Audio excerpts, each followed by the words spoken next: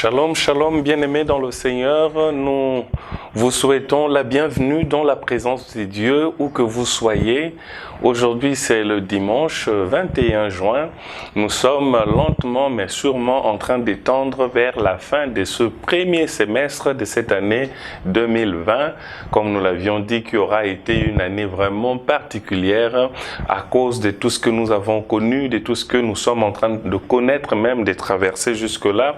Mais nous bénissons Dieu parce que sa main puissante et agissante au milieu de son peuple. Que toute la gloire revienne à Dieu. Je voudrais vous inviter à présent à prêter votre attention au Seigneur pour l'écoute de sa parole que nous allons partager après ces courts instants de prière. Prions le Seigneur. Éternel notre Dieu, nous voulons encore te rendre grâce et te bénir pour ce moment merveilleux que tu nous donnes. Seigneur, merci pour ta grâce qui a surabondé encore dans nos vies et qui permet que nous puissions être là devant ton peuple et que ton peuple soit là pour nous suivre, Seigneur, en ces instants. Nous prions que cette parole, Seigneur, puisse encore nous interpeller, puisse encore nous transformer, puisse encore, oh Dieu, nous inspirer.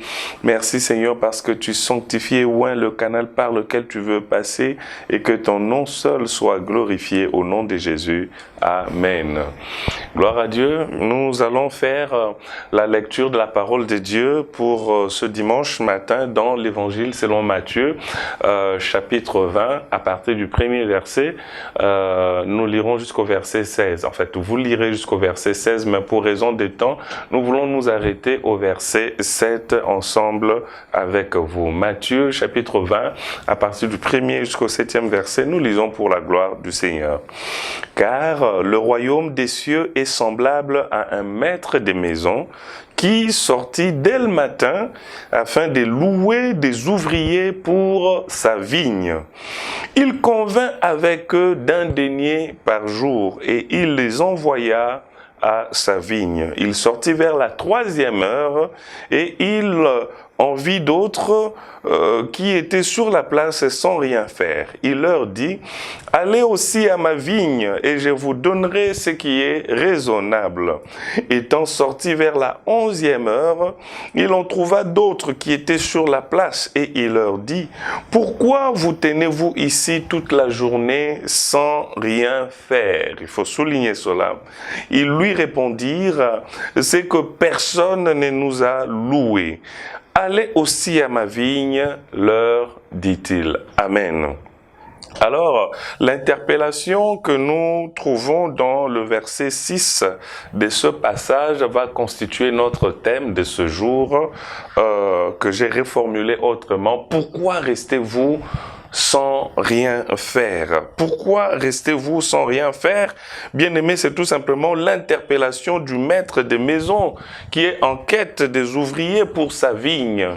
Cet homme va sortir dès le matin pour enrôler les gens pour le travail de la récolte. C'est un vigneron et vous savez que à cette époque, pendant la récolte, la main-d'œuvre était importante. On devait solliciter une autre main-d'œuvre de plus par rapport à ce qu'il y avait déjà dans la vigne. Donc cet homme sort le matin puisque le travail au niveau de la vigne commençait à 6 heures du matin et prenait fin à 6 heures du soir. Et nous allons voir comment au cours de la journée, cet homme va enrôler à différentes heures, n'est-ce pas, les différents ouvriers, des différents groupes d'ouvriers pour le travail de la moisson dans sa vigne. La Bible dit dès le matin, il va aller prendre, c'est-à-dire à 6 heures du matin, il a enrôlé des gens qui vont commencer à travailler dans sa vigne. Mais vers 3 heures, n'est-ce pas, c'est-à-dire à 9 heures du matin, cet homme va prendre d'autres ouvriers qu'il amène dans sa vigne. Et vers 6 heures, c'est-à-dire midi, et vers 15 heures, donc la 6e heure et la 9e heure, il va enrôler d'autres ouvriers pour, n'est-ce pas, faire le travail de la récolte dans sa vigne. Mais ce qui nous intéresse, c'est cette catégorie, la dernière catégorie des ouvriers, le dernier groupe des ouvriers qui vont être enrôlés dans la vigne. Ce sont des gens qui sont enrôlés à la 11e heure, c'est-à-dire 1 heure avant la fermeture de la vigne. Waouh! Un groupe particulier et auquel le vigneron fera également une remarque particulière. Pourquoi restez-vous ici sans rien faire? Je vous rappelle qu'il est déjà 17 heures, donc dans 1 heure, on va fermer la vigne. Mais ces gens sont là.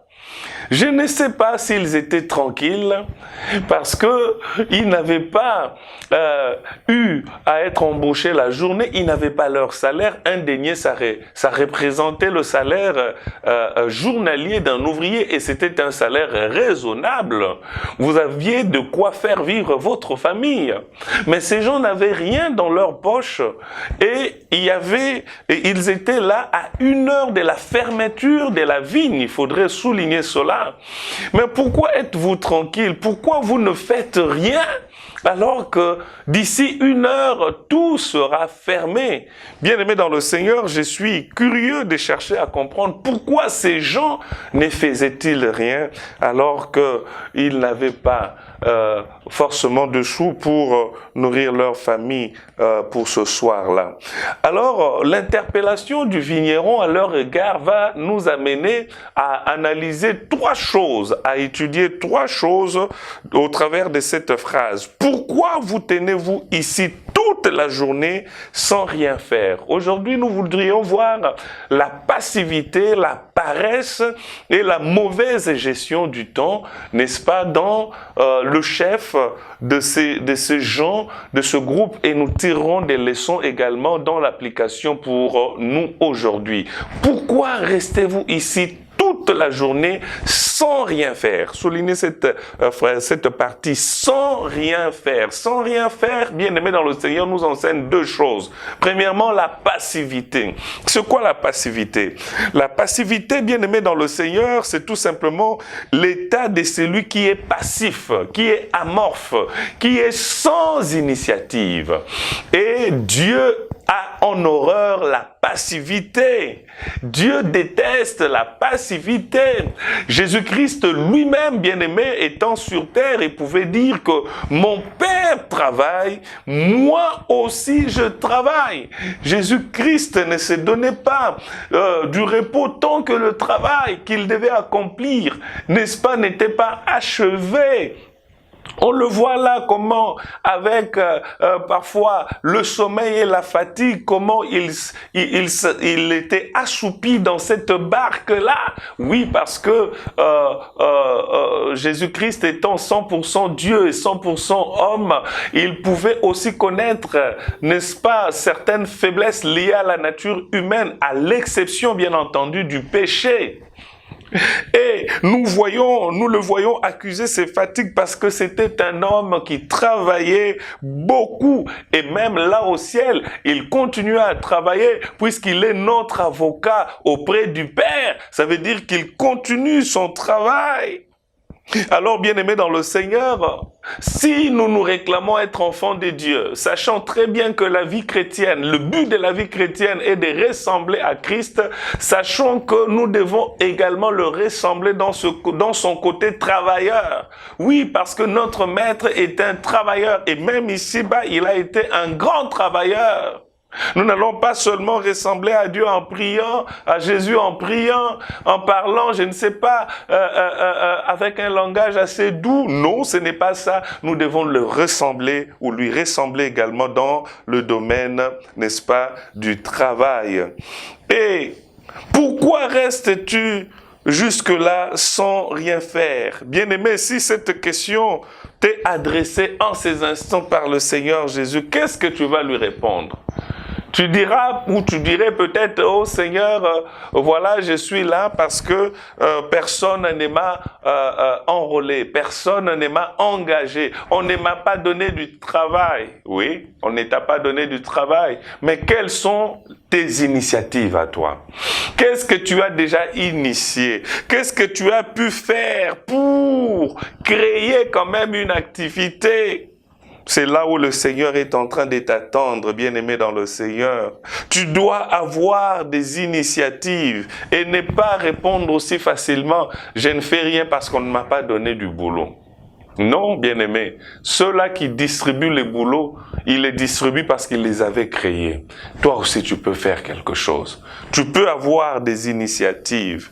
Rester sans rien faire, bien-aimé dans le Seigneur, veut dire passer tout son temps à faire également quelque chose qui ne t'avance pas. Parce que les gens qui restent sans rien faire, en fait, ils font quelque chose. Mais c'est quelque chose qu'ils font ne contribue en rien dans leur destinée, dans leur développement personnel. Par exemple, vous allez voir quelqu'un qui passe toute la journée devant la télévision. Il fait quelque chose, il zappe, il fait des commentaires sur l'actualité politique et autres. En fait, il fait quelque chose. Mais en fait, ce qu'il fait là, ça veut dire qu'il ne fait rien parce que il devait être en train de faire autre chose qui aiderait à son développement. Lorsque le vigneron trouve ces groupes de personnes, de gens à la 11e heure, il leur dit pourquoi restez-vous sans rien faire? En fait, sans rien faire de consistance, sans rien faire en termes de travail, en termes de choses qui peuvent les amener au développement. Peut-être qu'ils jouaient aux dames de cette époque, peut-être qu'ils étaient en train de parler, de discutailler sur la politique, sur César, etc. Je ne sais pas. Donc, quand on dit sans rien faire, ça veut dire quoi? Ça veut dire ce que tu fais là, ce n'est pas ce que tu devais faire. Tu perds ton temps. Tu perds ton temps inutilement en restant toute la journée sur les réseaux sociaux en train de chatter, en train de faire ceci ou cela, alors que tu pouvais bien faire quelque chose d'autre qui aiderait à ton développement. Mais malheureusement, tu n'as pas fait cela. Tu n'as pas fait cela. Et lorsque tu es occupé de cette manière, tu crois faire quelque chose. Mais en réalité, bien-aimé dans le Seigneur, tu passes ton temps pour rien et tu es en train de passer à côté. Dieu a horreur de cette passivité-là. Si nous nous attendons à la bénédiction, frères, sœurs, nous devons comprendre que nous devons travailler. Comme le Seigneur, notre Maître, nous l'indique dans sa parole. Il est dit que celui qui ne travaille pas ne mange pas. Et la deuxième chose à voir dans cette phrase, dans cette partie, sans rien faire, c'est la paresse, nous l'avions dit. Dieu a horreur de la paresse. Oui, bien-aimé dans le Seigneur, la paresse est un vice. La paresse est quelque chose qui va t'exposer à la pauvreté. La paresse, bien-aimé dans le Seigneur, c'est quelque chose de nocif, de très dangereux, qui va t'exposer à bien d'autres choses négatives. Lorsqu'on te pose la question, bien-aimé, en rapport seulement avec cette semaine qui vient de s'achever, qu'est-ce que tu as fait cette semaine? Tu auras du mal à répondre. Essaie un peu de réfléchir à cette question particulièrement. Qu'as-tu fait cette semaine? Tu verras que tu n'as rien fait, n'est-ce pas, qui puisse contribuer à ton développement, qui puisse contribuer à ce que tu avances. Tu n'as rien fait particulièrement, et ce n'est pas une bonne chose. Et bien aimé dans le Seigneur, vous savez, la paresse est parfois encouragée lorsque une personne place sa confiance dans une autre personne. C'est-à-dire, nous avons notre oncle aux États-Unis, nous avons nos tantes en Europe, alors pour le loyer, chaque mois, ils envoient de l'argent. Et moi, je croise les bras. Il y a un homme qui avait passé 20 années aux États-Unis. Il envoyait de l'argent, n'est-ce pas, dans sa famille ici. Mais un beau jour, il est venu. Il a pris l'avion, il est venu. Et dans une réunion de famille, il pose la question à chacun, qu'est-ce que tu fais? Il pose la question finalement à son grand frère. Grand frère, qu'est-ce que tu fais? Oh non, moi je ne fais rien. Ah bon? Mais tu ne fais rien. Donc toi, tu attends tout de moi. Voilà la paresse, bien-aimée dans le Seigneur. Elle est encouragée lorsque nous avons placé toute notre confiance non en Dieu, non dans ce que Dieu a placé en nous comme don talent, non en faisant quelque chose, mais en plaçant toute notre confiance sur les autres. Ceux-là qui vous aident aujourd'hui ne seront pas forcément demain là. Donc il faut faire quelque chose pour prendre la responsabilité, la relève.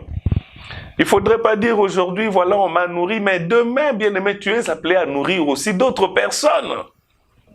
Ceux qui te prennent en charge aujourd'hui, tu peux aussi le prendre en charge demain. Mais ça ne sera pas avec la paresse, bien-aimé dans le Seigneur. Non, pas avec la paresse. Dieu a horreur également de la paresse. Et vous trouvez deux choses, deux éléments chez les paresseux qui les caractérisent également. Premièrement, vous verrez que le paresseux a toujours une raison, n'est-ce pas, une justification pour ne pas aller travailler. Lorsqu'on est paresseux, on a toujours une raison. Pour ne pas travailler, on va dire, bon voilà, il fait froid. Comme la Bible dit, les paresseux disent, il y a un lion, n'est-ce pas, dans la route ou dans la rue, donc je ne peux pas sortir.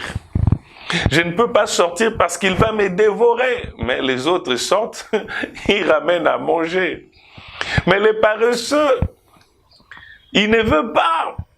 Il va toujours fournir des raisons, des explications. Il va toujours trouver une raison pour justifier le fait qu'il ne puisse pas sortir. Les paresseux, bien-aimés dans le Seigneur, deuxièmement, est le seul qui croit que lui, il est déjà coincé. Donc, il ne peut plus rien faire dans la vie. Il a déjà capitulé. Pourquoi toi, tu ne fais rien? Non, ben voilà, moi, mes parents ne m'ont pas payé le frais scolaire. Et voilà, parce qu'ils étaient morts. Maintenant, j'ai 35 ans, mais je suis orphelin. Non, mais un orphelin de 35 ans. À 35 ans, il se réclame être encore orphelin. Pourquoi? Parce que il faut toujours trouver une raison. Il faut toujours démontrer qu'on est coincé et que dans la situation actuelle, moi, je ne peux rien faire pour ma vie. Donc, vous devez m'aider. Moi, je m'arrête là. Non, non, non, non. Ça, c'est de la paresse, bien-aimé dans le Seigneur. De la paresse. Et nous devons faire très attention. Pourquoi restez-vous là sans rien faire toute la journée? Voilà l'exclamation, bien-aimé, du vigneron qui aussi peut représenter notre Seigneur Jésus-Christ. Lorsqu'il nous voit passer toute la journée sans rien faire, il est écœuré, il n'est pas content. Toute la journée. Toute la journée, c'est la troisième chose que nous voulons voir en dehors de la passivité, comme nous l'avions dit, la paresse, il y a la mauvaise gestion du temps. Toute la journée. Les vignerons insistent, pourquoi vous n'avez rien fait toute la journée? Parce que d'ici 1 heure, la journée prendra fin. Pourquoi n'avez-vous rien fait? Dieu a également horreur du gaspillage, bien-aimé, du temps. Combien gaspillent leur temps inutilement dans des choses futiles, bien-aimés? Pourquoi? Cependant, le temps est un capital important à ne jamais négliger si on veut réussir sur la terre. Bien-aimés dans le Seigneur, combien de gens ne se plaignent-ils pas que Dieu ne leur a rien donné, cependant Dieu leur a donné du temps? Vous dites que Dieu ne vous a rien donné. Non, vous avez du temps. Lui, il est le maître des temps et des circonstances. Donc, si vous avez le temps avec vous ou du temps, c'est parce que Dieu vous l'en a donné. Dieu vous a donné du temps. Mais pourquoi dites-vous que vous n'avez rien? Parce que tout ce que vous n'avez pas, vous pouvez les avoir. Ce n'est qu'une question de temps. Ce n'est qu'une question de temps. Mais la grande question, comment employez-vous votre temps? Comment utilisez votre temps? Parce que Dieu a donné 24 heures pour une journée à tout le monde. Il n'y a pas de journée qui comporte 25 heures ou 26 heures. Ça n'existe pas. Nous avons tous une journée de 24 heures, frères, sœurs. Mais dans ce même 24 heures, vous allez trouver qu'il y a des gens qui écrivent des livres.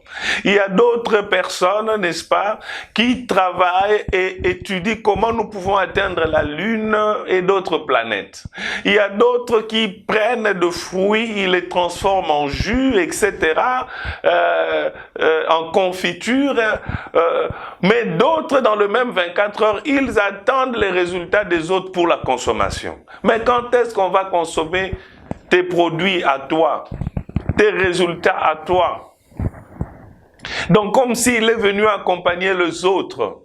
Ce n'est pas normal, bien-aimé dans le Seigneur, ce n'est pas normal.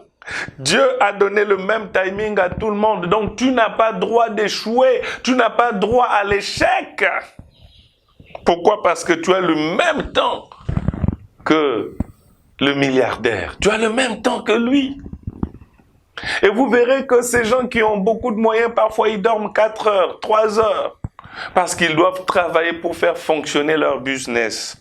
Mais c'est le paresseux qui n'a rien et qui doit dormir au-delà de 8 heures chaque nuit. C'est ce qui n'est pas normal, bien-aimé dans le Seigneur. Nous avons du temps et nous pouvons capitaliser cela pour avoir ce que nous n'avons pas. Il est vrai, bien-aimé dans le Seigneur, que nous n'avons pas tous un cerveau de génie. Nous n'avons pas un quotient intellectuel supérieur à 120. Non. Mais regardez, si nous savons utiliser notre temps, nous allons le capitaliser de manière à faire fonctionner notre cerveau pour qu'il nous donne le maximum de ce qu'il a. Le cerveau peut produire le maximum de ce qu'il a reçu de Dieu lorsque tu le soumets à des exercices. Mais un cerveau qui n'est pas soumis aux exercices, un cerveau qui est tout le temps là en train de regarder la même chose, la télé, etc., parler du mal des autres, ne peut pas se développer.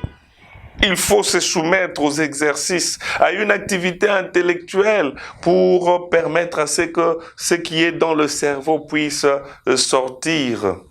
Oh oui, bien-aimé dans le Seigneur, ça ne viendra pas avec la passivité. Non, ça viendra avec l'activité. Nous devons travailler comme le Seigneur notre Dieu nous le recommande.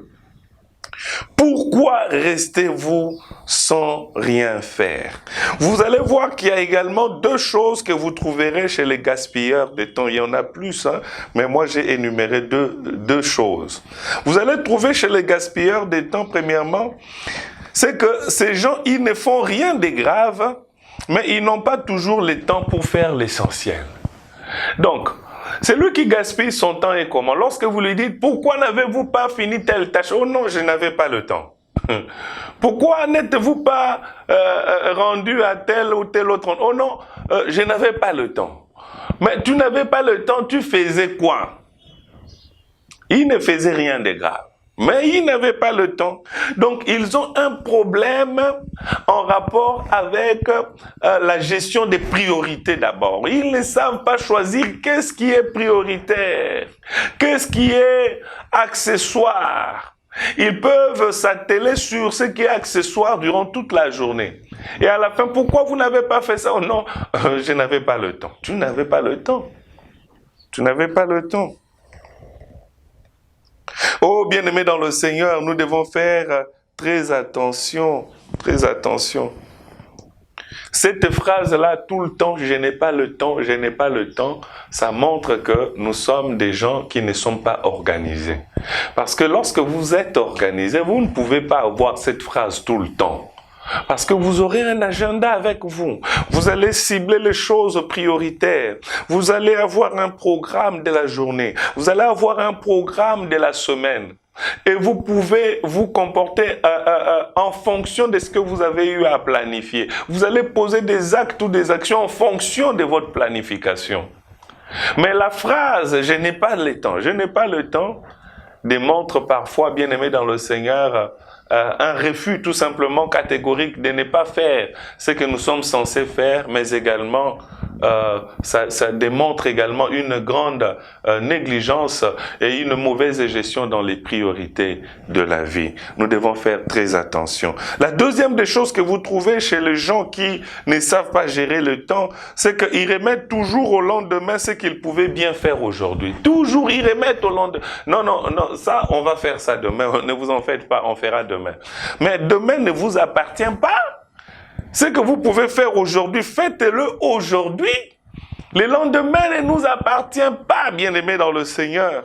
Mais vous trouvez, bien-aimés dans le Seigneur, ces personnes qui gèrent mal le temps, cette phrase, toujours lourd pour exécuter des tâches. Leur esprit est toujours encombré. Voilà pourquoi on n'a pas la possibilité d'avoir des initiatives. Toujours à demain, toujours à demain. Et le maître de la maison, le vigneron ici, il vient poser la question, sachant bien qu'il n'y a plus qu'une heure qui reste. D'ici là, la vigne va être fermée. Mais pourquoi restez-vous là sans rien faire? Avant d'aller vite à la conclusion, nous allons analyser, bien-aimés dans le Seigneur, cette 11e heure. La 11e heure, oui, c'est-à-dire c'est l'heure qui vient juste avant la fermeture. En d'autres termes, bien-aimés dans le Seigneur, nous qui sommes également ces ouvriers de la dernière heure, nous sommes en train d'aller vers la fin de toute chose, la fin du temps même. Il y a urgence, ce n'est pas en vain que le maître ici est en train de donner cette interpellation, bien-aimés dans le Seigneur. L'urgence pour nous, enfants de Dieu, c'est tout simplement le retour de Christ. Nous, enfants de Dieu, n'attendons pas la fin du monde. Nous attendons le retour du Messie.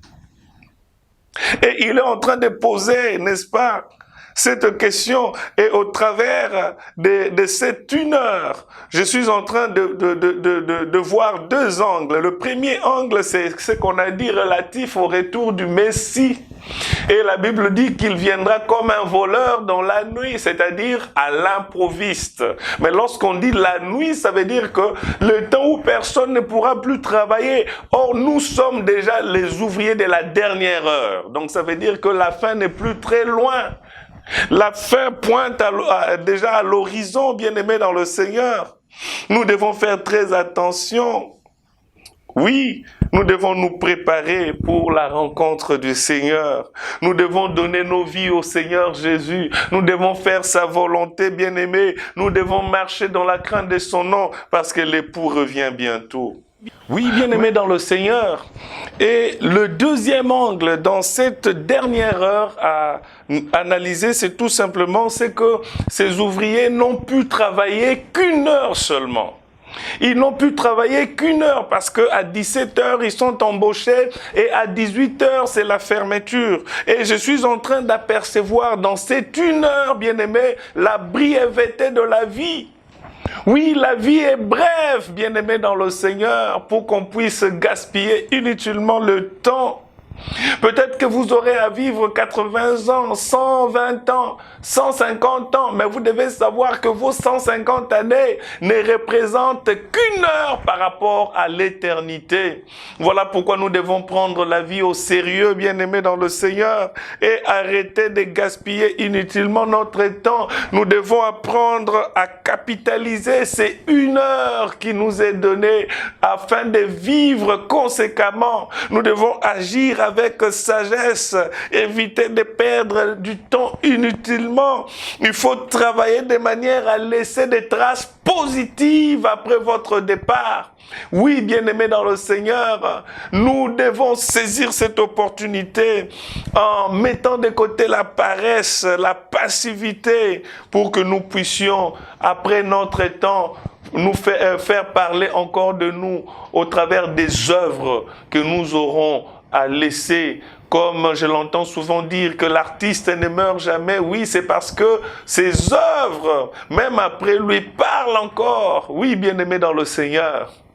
Vous allez dire, mais pasteur, qu'est-ce que nous devons faire? Nous sommes là en plein confinement, en pleine crise. Oui, mais la crise, n'oubliez pas que c'est aussi une opportunité. L'étymologie de ce mot en Chine, lorsqu'on parle de la crise, dans l'étymologie du mot, il y a également le terme opportunité. Et n'est-ce pas, en grec, lorsqu'on parle de la crise, on est en train de parler du choix. Donc, lorsque vous êtes face à la crise, vous êtes appelé à faire le choix.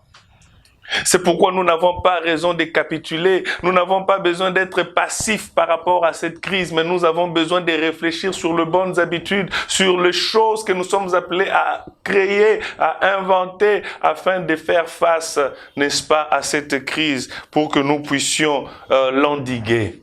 Car c'est par nous, fils et filles de Dieu, que les solutions de Dieu doivent venir, selon qu'il est dit que le monde entier connaîtra par nous, l'Église, la sagesse infinie et variée de notre Dieu. N'oubliez pas, bien-aimés, que cette année, nous l'avions décrété chez nous à l'Église, année de réveil et de grandes réalisations. Mais comment est-ce que ces réalisations viendront si nous ne travaillons pas, si nous sommes dans la paresse, si nous sommes dans la passivité?